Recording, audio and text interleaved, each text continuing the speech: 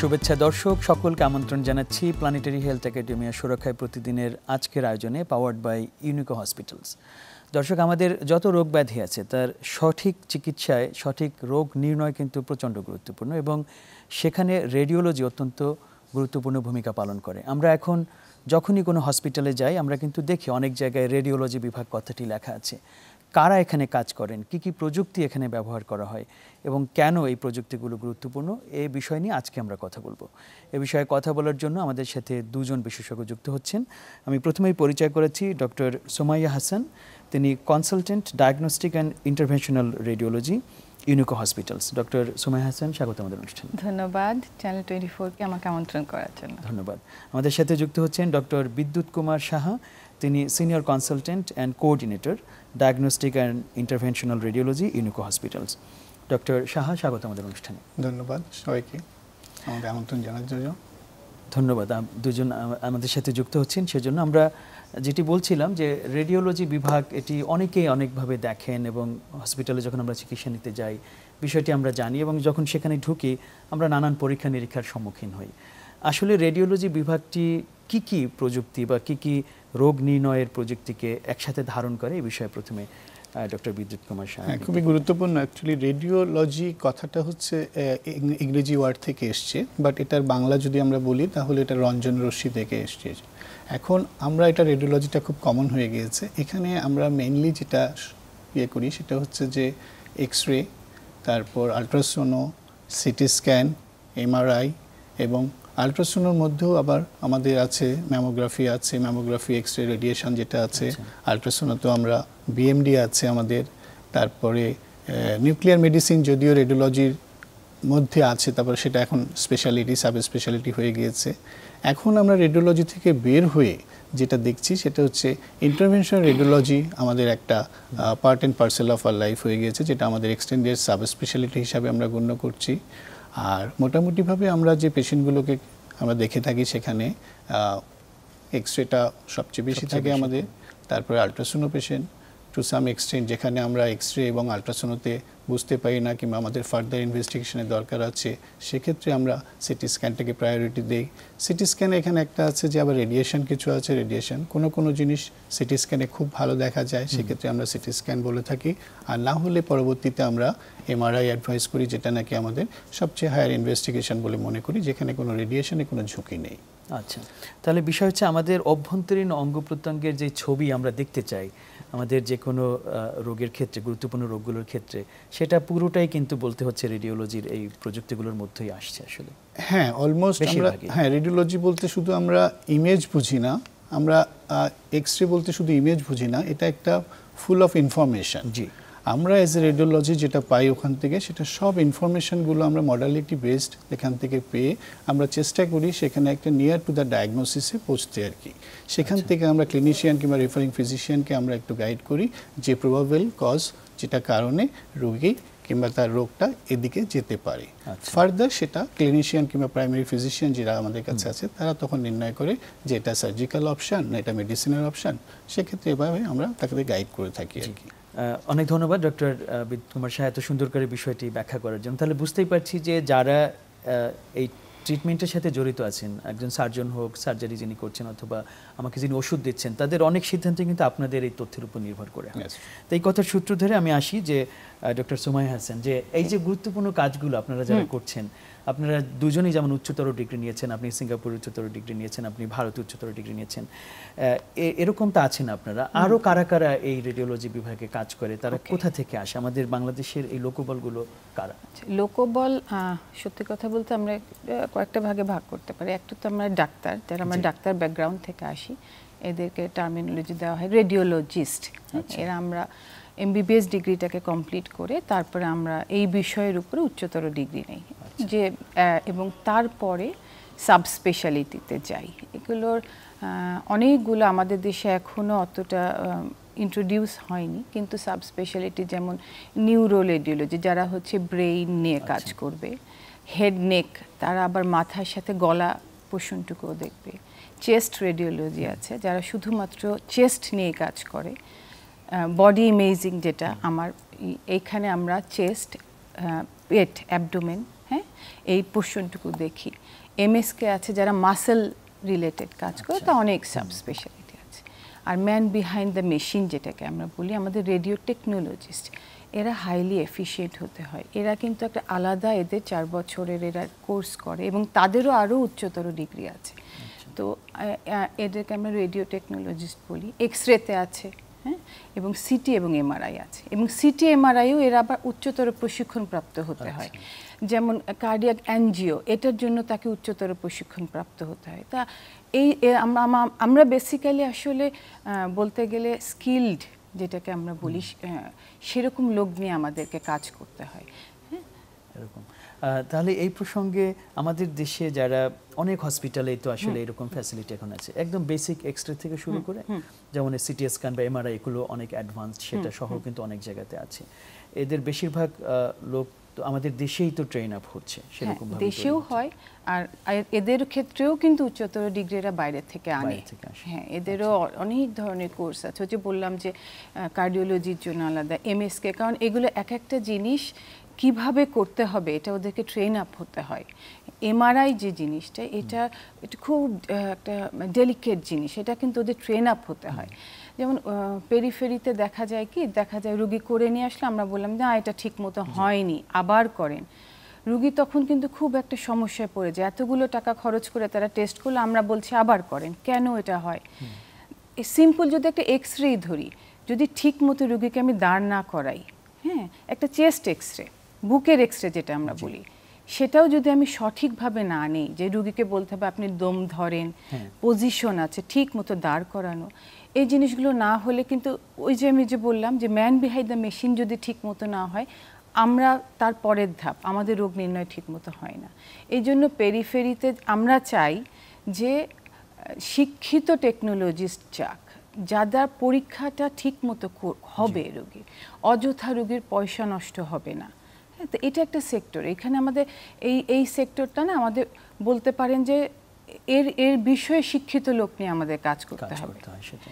এটি কিন্তু ভীষণ গুরুত্বপূর্ণ একটা বিষয় আপনি বললেন আসলে, যে এ বিষয়ে আমি ডক্টর বিদ্যুৎ আপনার সাথে একটু আসতে পারি, যে আসলেই তো আমরা চিকিৎসার পরবর্তী ধাপে যখনই যাব, এই টেস্টের উপর ভিত্তি করে অনেক সিদ্ধান্ত নিচ্ছে।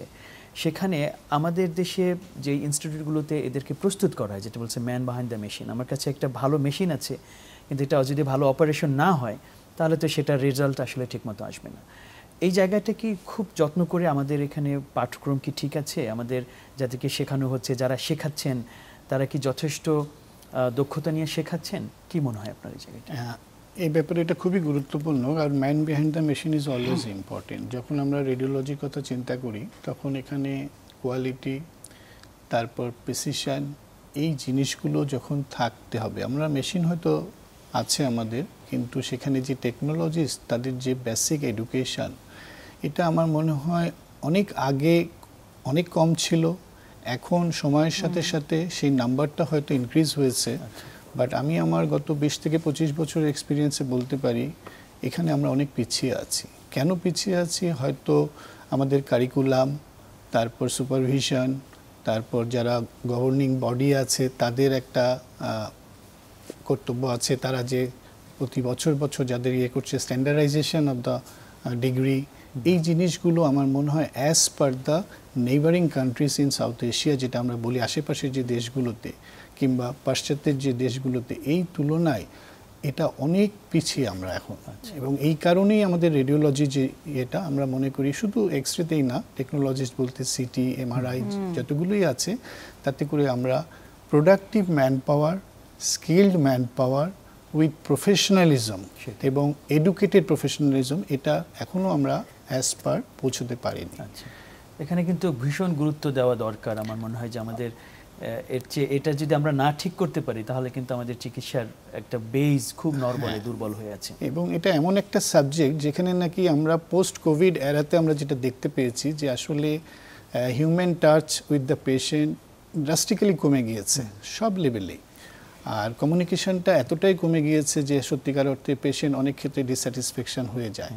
তো আমাদের হচ্ছে যে পেশেন্ট যখন আসতেছে আমাদের কাছে, অবশ্যই আমরা সেই কোয়ালিটিটা মেনটেন করছি কিনা as per the guidelines, as per the protocol, সেটা যেখানেই হোক না কেন, আমাদের এক্স-রে, আলট্রাসোনো কিংবা সিটি কিংবা এমআরআই, তাহলে কিন্তু আমরা অ্যাট দ্য এন্ড রেজাল্ট যে রিপোর্টটা পাচ্ছি আমরা কিংবা যে ইমেজটা পাচ্ছি, সেটা অ্যাজ এ রেডিওলজিস্ট আমাকে রিড করতে কিন্তু কোনো অসুবিধাই হচ্ছে না। সেখানে গিয়ে কিন্তু আমি এখন যে অবস্থায় আছি তার থেকে আরও ভালো এক্সপেকটেশন আমি কিছু আশা করছি, এবং অ্যাট দ্য এন্ড রেজাল্ট পেশেন্টের ডায়াগনোসিসটা, রোগ নির্ণয়টাও আমার আরও একটু ভালো আমরা দিতে পারছি। তো এই বিষয়গুলোতে একটু এখন পর্যন্ত আমাদের গুরুত্ব দেওয়ার একটা বিষয় আছে। ঠিক আছে ওমর ভাই, আমি একটু নিচ্ছি আর কি, ওই ফোন, হাতের ফোনটা একটু মনে হয় সামনে রেখে দিতে পারেন। ঠিক আছে, হ্যাঁ ঠিক আছে, ওকে, হ্যাঁ ঠিক আছে, হ্যাঁ যাচ্ছি। তাহলে এবার আমি আসি ডক্টর সুমাইয়া হাসান আপনার কাছে, যে এই যে আমরা বলছি যে আমাদের আরো উন্নতি দরকার, তারপর আমাদের দেশে তো অনেকগুলো ভালো হসপিটাল হয়েছে, ভালো অর্গানাইজেশন হয়েছে, এবং আপনি যেটা বলছিলেন অনেকে কিন্তু দেশ বিদেশে প্রশিক্ষণ নিয়েছে।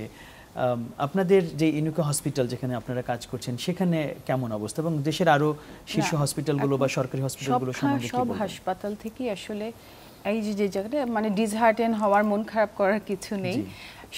সবাই কিন্তু আসলে এটা ব্যক্তিগত একটা হাসপাতালে নিজস্ব দায়িত্ব থেকে ট্রেন আপ করছে। আচ্ছা, আমাদের হাসপাতালেও একই বলবো। এইটা আমরা যখনই প্রত্যেকটা সিটি মেশিনের সাথে এমআরআই মেশিন, আমরা সেটার সাথে তাদেরকে ইন্ট্রোডিউস করানো, এখানে কি কি কাজ করা যায়, একটা মেশিনে অনেক ধরনের কাজ করা যায়, এবং যখন নতুন লঞ্চ করে ওরা মেশিন, আরও নতুন জিনিস ওরা অ্যাড করে, তো ওটার সম্বন্ধে ট্রেনিং দেওয়া, এটা সব সময় চলছে এবং সব সময় থাকে। যদি আমরা বাইরে পাঠাতে না পারি, তখন আমরা দেখা যায় বাইরের থেকে ইঞ্জিনিয়ার নিয়ে এসে তাদেরকে ট্রেন আপ করানো হয় আসলে। তো সেই দিক থেকে আমি বলবো যে আমাদের ইউনিকো হাসপাতাল মানে খুব গুরুত্বের সাথে বিষয়টা দেখে, হ্যাঁ, এবং এটা আমাদের কাছে খুব ইম্পর্টেন্ট যে আমার যেই ইমেজটা হবে, যেই ছবিটা আমার কাছে আসবে, সেটা যেন খুব শুদ্ধভাবে আসে, যাতে আমি একটা খুব শুদ্ধ রোগ নির্ণয় করে দিতে পারি, যেন রোগীটার দ্রুত এবং সঠিক চিকিৎসা হয়। ডক্টর বিদ্যুৎ কুমার সাহা, আমরা খানিকটা জেনে নিলাম আমাদের দেশের শক্তি কতখানি, আমরা কোথায় খানিকটা একটু হলেও পিছিয়ে আছি, যেটাই ঘটুক। এবার আমরা একটু আসি যে এই যে প্রযুক্তিগুলো এখন আমাদের দেশে আছে, এটারও সঠিক ব্যবহার কতখানি হচ্ছে সেই বিষয়টা, এবং আমাদের যারা আমরা রোগী যারা যাই হসপিটালগুলোতে, তাদের নিজেদেরও কিন্তু এখানে অনেক সচেতনতা দরকার। তো আমি প্রথমে একটু আসি যে আমাদের দেশে যেমন ধরা যাক আমি সিটি স্ক্যান বলছি, এবং তারপর আবার বলছি এমআরআই। তো এক্স-রে, সিটি স্ক্যান, এমআরআই আমি যদি ধারাবাহিকভাবে চিন্তা করি, তাহলে কখন কোনটা একজন ডাক্তার সাজেস্ট করেন, এবং এই তিনটা প্রযুক্তিকে আমরা কিভাবে দেখতে পারি রোগ নির্ণয়ের যে ধারাবাহিকতা তার প্রেক্ষিতে?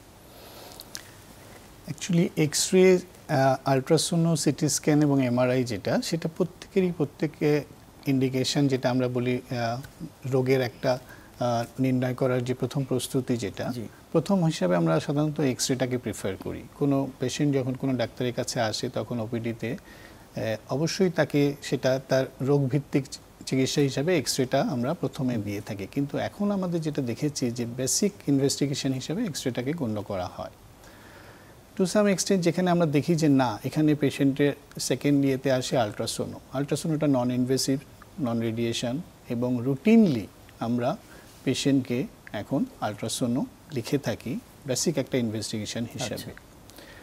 গত কয়েক বছরে আমি দেখব আমাদের প্র্যাকটিসে যেটা হয়েছে, সেটা হচ্ছে মোটামুটিভাবে পেশেন্ট এখন কোনো ডাক্তারের কাছে গেলেই আইদার এক্স-রে অর আলট্রাসোনো ছাড়া আমার মনে হয় না কেউ পেশেন্টকে এন্টারটেইন করে।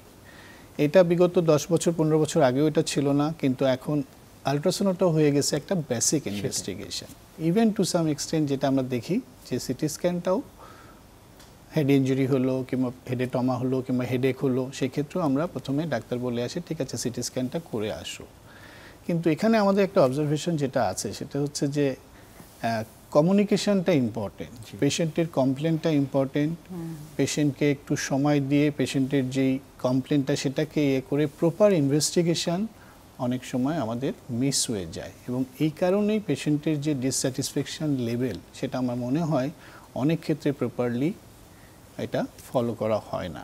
আমরা যখন পেশেন্ট আমাদের কাছে যখন আসে, তখন আমরা প্রাইমারি ফিজিশিয়ান যিনি যেটা লিখেছেন সেটাকেই ফলো করি রুটিনলি, কিন্তু অ্যাকচুয়ালি যেটা হওয়া উচিত, আমাদেরও কিছুটা সময় দেওয়া উচিত, এবং আমরা চেষ্টা করি দেওয়ার জন্য যে অ্যাকচুয়ালি পেশেন্টের কী প্রবলেম, তার কোন ইনভেস্টিগেশনটা করলে আমরা যত তাড়াতাড়ি সেই ডায়াগনোসিস কিংবা তার রোগ নির্ণয় ক্লোজলি করতে পারবো, সেই জায়গাটাতে আমরা কনসেন্ট্রেশন করি। যদি আমরা দেখি যে না, প্রাইমারি ফিজিশিয়ান ডাক্তার যিনি দিয়েছেন সিটি স্ক্যান, হয়তো এমআরআই তার জন্য আরও বেনিফিশিয়াল, আমরা পেশেন্টকে কাউন্সিলিং করে ডাক্তারকে আমরা ইনফর্ম করে তখন পেশেন্ট যদি রাজি থাকে তখন আমরা সেটাকে পার্সোনালাইজড ইমেজিং, জি জি, এটা কিন্তু ভীষণ গুরুত্বপূর্ণ একটা জায়গা যেখানে আপনি স্পর্শ করলেন যে একজন আমার অনেক সময় আমরা যখন যাচ্ছি রোগী তো এখানে ডাক্তারের কথা শুনতেই বাধ্য, সুতরাং তাকে বলা হলো যে আপনি সিটি স্ক্যান করেন, কিন্তু হয়তো সিটি এক্সরে থেকে এই কাজটা হয়ে যেত কিনা, অর্থাৎ এক্সরে ইনফরমেশন পারতেন কিনা, এটা পার্সোনালাইজড ইমেজিং এটা আর কি। তাহলে সেই ক্ষেত্রে আপনাদের সাথে ডাক্তারের কমিউনিকেশনটা আরো কি ফ্লুইড হওয়ার কথা না? এই জিনিসটা আমরা মেইনটেইন করি, মাল্টি ডক্টর যে একটা টাস্ক, যে আমার কাছে একটা রোগী আসলো, একটা টেস্ট নিয়ে আসলো, আমরা কিন্তু সরাসরি সেটা করি না, আমরা আগে প্রথমে বোঝার চেষ্টা করি, যেটা আমরা মেইনটেইন করার চেষ্টা করছি, এটা নিউ থিম কিন্তু আমাদের দেশে, যে আসলে রোগীটার কোন ইনভেস্টিগেশন করলে ভালো হয়। বাইরের থেকে দেখি কি এতগুলো কাগজ নিয়ে আসছে সব করা, কিন্তু আমার কিন্তু রোগীর এত পয়সা খরচের দরকার নেই, আমাকে বুঝতে হবে ওর কোনটা লাগবে, কোনটা করলে ওর রোগ সঠিকভাবে নির্ণয় হবে, আমি ডাক্তারকে কনভে করতে পারবো যে হ্যাঁ এটাই তার রোগ। সেটার উপর ভিত্তি করে স্যার যেটা বললেন, সিটি স্ক্যান হতে পারে, সেটা এমআরআই হতে পারে, হ্যাঁ, এক একটা জায়গার জন্য কিন্তু এক একটা টেস্ট ভালো। আরেকটা জিনিস কি, বয়স, এটা একটা কিন্তু ফ্যাক্ট, আমরা সব বয়সে সব টেস্ট করতে চাইবো না। সিটি স্ক্যান একটা হাই রেডিয়েশন, আমরা কিন্তু একটা স্টাডি আছে প্রতি 20,000-এ একজনের ক্যান্সারের রিস্ক থাকে, তো আমরা এটা আননেসেসারি সিটি স্ক্যান করবো না, যে রুগী আসলো সিটি স্ক্যান। আমরা তখন চেষ্টা করি যে যখন রিপ্রোডাক্টিভ এজের মহিলা থাকে, যাদের আমরা বলি 15 থেকে 35-এর মধ্যে, যারা হচ্ছে কনসিভ করতে পারে, বাচ্চা হতে পারে বা ইচ্ছা আছে, হ্যাঁ, তো এইসব ক্ষেত্রে আমরা রেডিয়েশন থেকে অ্যাভয়েড করার চেষ্টা করব, সেই ক্ষেত্রে আমার এমআরআই ভালো। তা অনেকগুলো বিষয় থাকে। আরেকটা জিনিস হচ্ছে, যখনই আমাদের কাছে কোনো মহিলা পেশেন্ট আসে, যেগুলো রেডিয়েশন, যেটা আমরা জনিত যেসব ইনভেস্টিগেশনগুলো আছে, ইভেন যদি আমি বলি চেস্ট এক্সরে, এটা করার আগেও কিন্তু আমার জানতে হবে, যদি আমার 15 থেকে 35-এর মধ্যে মহিলা হয়, সে প্রেগনেন্ট কিনা, প্রেগনেন্ট হতে পারে কিনা। এই যে একটা এক্সপোজার আমার যেটা রেডিয়েশন, এটা কিন্তু তার শরীরের জন্য ভালো না। আমরা তখনই দিব যখন তার প্রয়োজন, অপ্রয়োজনে আমরা কোনো ধরনের ইনভেস্টিগেশন, রেডিওলজির ইনভেস্টিগেশন করব না। এবং সেই ক্ষেত্রে আমরা সত্যি কথা, আপনি যেটা বললেন, আমাকে যে পাঠাচ্ছে রুগীরা মনে করেন ওটা আমার ডাক্তার, আমাদেরকে এসে বলে আমার ডাক্তার বলেছে, তা রুগীর জন্য যিনি আমার ডাক্তার, তার সাথে কিন্তু আমরা খুব কমিউনিকেশন রাখি। এবং এই চর্চাটা এখন খুব মানে আমি কি বলবো, প্র্যাকটিসড, হ্যাঁ, যে আমরা ফোন দেই, এটা না হলে এটা হলে ভালো হয়, বা আপনি কি জানতে চাচ্ছেন, তাহলে এটার জন্য এটা ভালো। সো আমরা এখন এটা চেষ্টা করছি। জি জি, এটা আমার মনে হয় যে আজকের আলোচনা থেকে বুঝি সবচেয়ে গুরুত্বপূর্ণ একটা পয়েন্ট আমরা আজকে নিতে পারি, যারা দর্শক, যারা পলিসি মেকার, যারা চিকিৎসক অন্য, তাদের জন্য, যে এই অ্যাওয়ারনেসটা, যে আমি যে ইনভেস্টিগেশনটা দিচ্ছি রেডিওলজির সংক্রান্ত যেগুলো একটুখানি, এবং আপনি ঠিকই বলেছেন যে এটি সাম্প্রতিক একটি গবেষণা এসেছে খুবই ভালো একটি জার্নালে, যে সিটি স্ক্যান নিয়ে কিন্তু অনেক সতর্ক হওয়ার প্রয়োজন আছে আমাদের। তো সেই প্রেক্ষিতে এই কমিউনিকেশনটা প্রচণ্ড গুরুত্বপূর্ণ, এবং বাইরের হসপিটালগুলোতে কিন্তু একটা টিম হিসেবে আসলে টেস্টটাকে দেওয়া হচ্ছে। আমাদের এখানে এটা এক্সারসাইজ করা খুবই গুরুত্বপূর্ণ একটা বিষয়।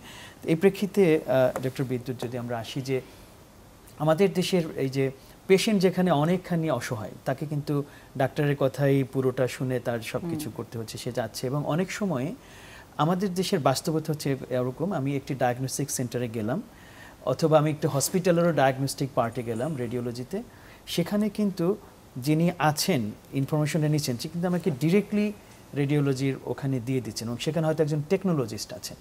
আপনি যে মাঝখানে আছেন, এটা কিন্তু রোগীর অ্যাক্সেসই আপনার কাছে নাই। এটাকে কিভাবে আমরা আরেকটু সুন্দর করতে পারি, নইলে কিন্তু আমরা এই বেনিফিটটা পাচ্ছি না। ডক্টর বিদ্যুৎ, আসলে রেডিওলজিস্ট হিসেবে আমার যে এক্সপিরিয়েন্সে যে এই দেশে যেটা আমি বলবো, সেটা হচ্ছে পেশেন্টের ডিসস্যাটিসফ্যাকশন লেভেলটা আমাদের কাছে যখন আসে, তখন কিন্তু অনেক পেশেন্ট যখন আসে, তখন তার হাতে অনেকগুলো ফাইল থাকে, সে সব জায়গা থেকে ঘুরে এসছে, তিনবার আল্ট্রাসাউন্ড হয়েছে, তার সিটি স্ক্যান হয়েছে, এমআরআই হয়েছে, তারপরও তার ডায়াগনোসিস অনেক লেট হয়েছে, কিংবা ডায়াগনোসিসের কাছাকাছি এসছে কিন্তু অ্যাকচুয়ালি এটা হয়নি।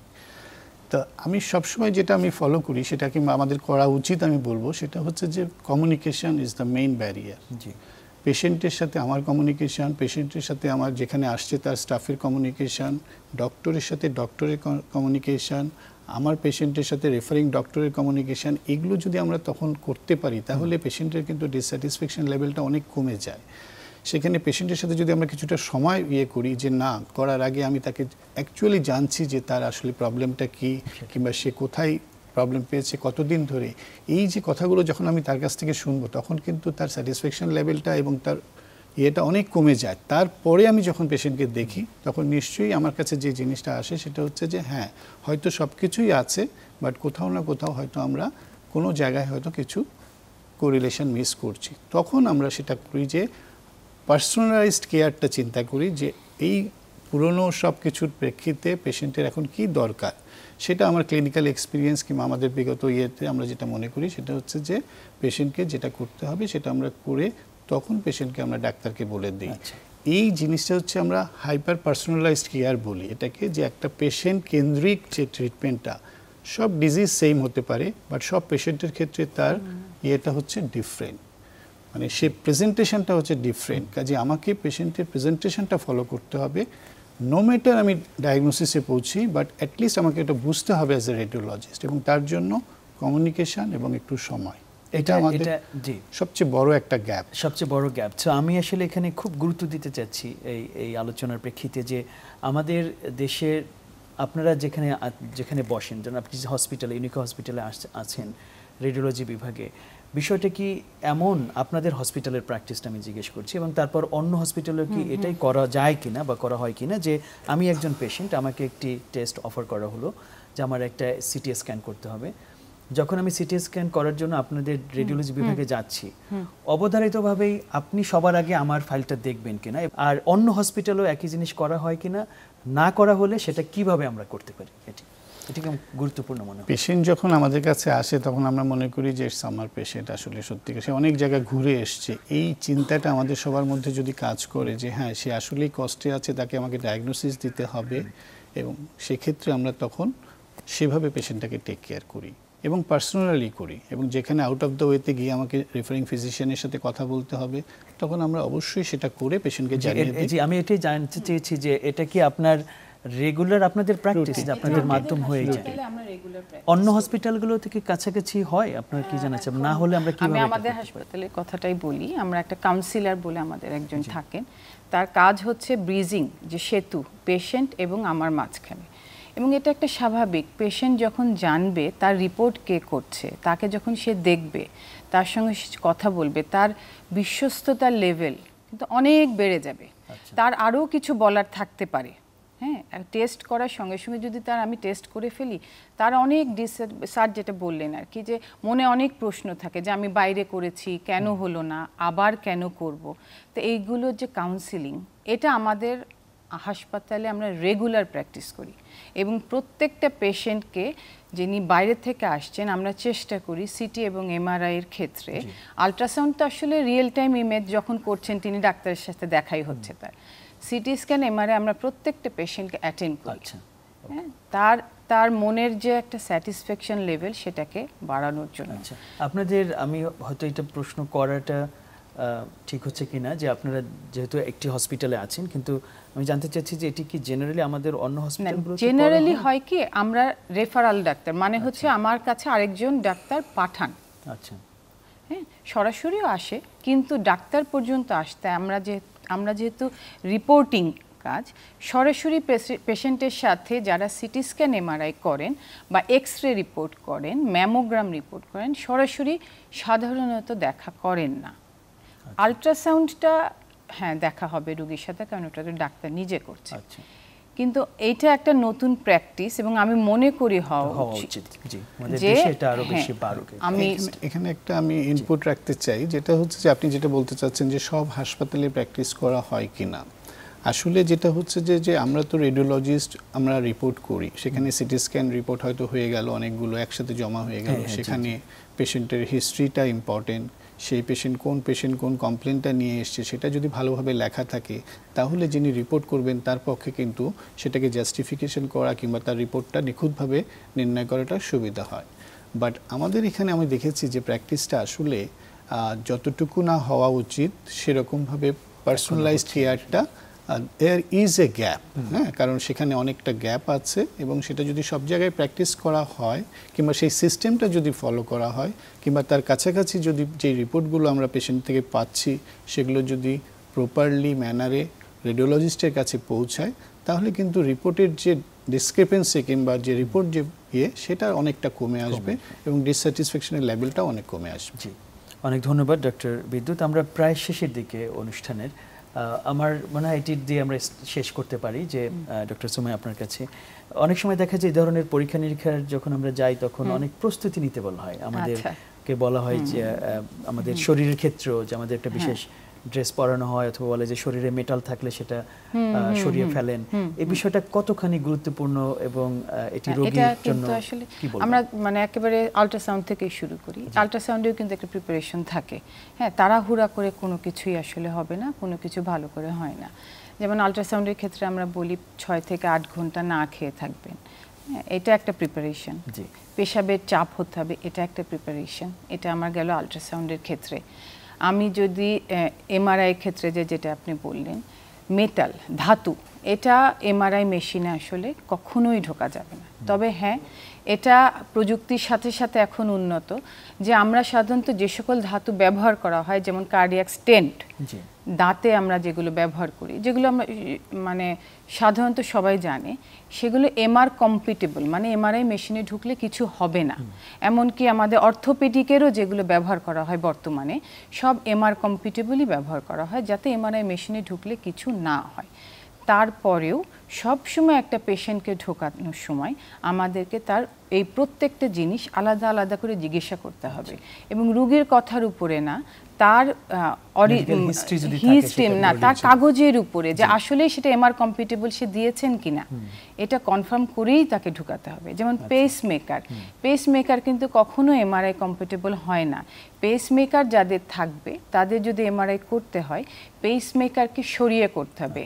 হ্যাঁ, তো এই জিনিসগুলো, তা নাহলে ওটা আবার ম্যাল ফাংশনিং হয়ে যাবে, রোগী কিন্তু জানতেই পারবে না যে তার পেসমেকার আর ঠিক মতো কাজ করছে না। হ্যাঁ, তো এই জিনিসগুলো আসলে খুবই গুরুত্বপূর্ণ।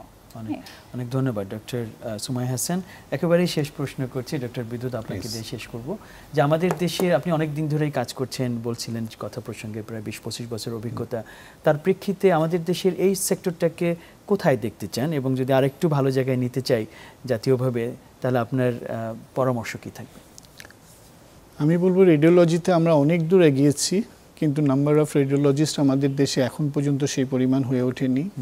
বিশেষ ক্ষেত্রগুলো যেগুলো আছে, আপনি বললেন সিটি স্ক্যান, এমআরআই, তারপর আমাদের সাব স্পেশালিটি প্র্যাকটিসেস, স্পেশালি মোর ইন্টারভেনশন রেডিওলজি, যেটা নাকি নন ইনভেসিভ ট্রিটমেন্ট যেটা আমরা করি, সেটাতে আমরা এগিয়ে এসেছি অনেক দূর, কিন্তু আমাদের আশেপাশে যতটুকু আছে শেষ পর্যন্ত যেতে আমাদেরকে আরও একটু ড্রাইভ দিতে হবে এই কারণে, এবং সেই ব্যাপারে সরকারি, বেসরকারি এবং যারা পলিসি মেকার আছেন তাদেরকে ভূমিকাটা অনেক, এবং সর্বোপরি আমরা যারা রেডিওলজিস্ট তাদের নিজের যে বিবেক বলবো, সেখানে অনেকটা করার কিছু আছে।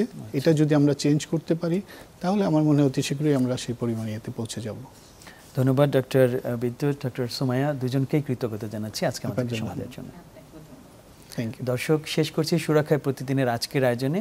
আমরা আজকে এমন দুজন বিশেষজ্ঞকে আপনাদের সামনে উপস্থিত করেছি যারা হয়তো আপনার রিপোর্টে সাইন করছেন কিন্তু আপনার সাথে তাদের দেখা হয় না, কিন্তু আপনারা আজকে বুঝতে পারলেন যে তাদের অবদান কতখানি গুরুত্বপূর্ণ এবং তারা কতখানি গুরুত্বপূর্ণ ভূমিকা রাখেন আপনার সঠিক চিকিৎসার জন্য। আশা করি আমাদের দেশের যারা এই চিকিৎসা ক্ষেত্রে কাজ করছেন বিভিন্ন জায়গায়, তাদের সম্মিলিত প্রয়াসে আমাদের চিকিৎসা ক্ষেত্রে একটি ভালো গুণগত পরিবর্তন আসবে, সেই প্রত্যাশায় আজকের মতো শেষ করছি।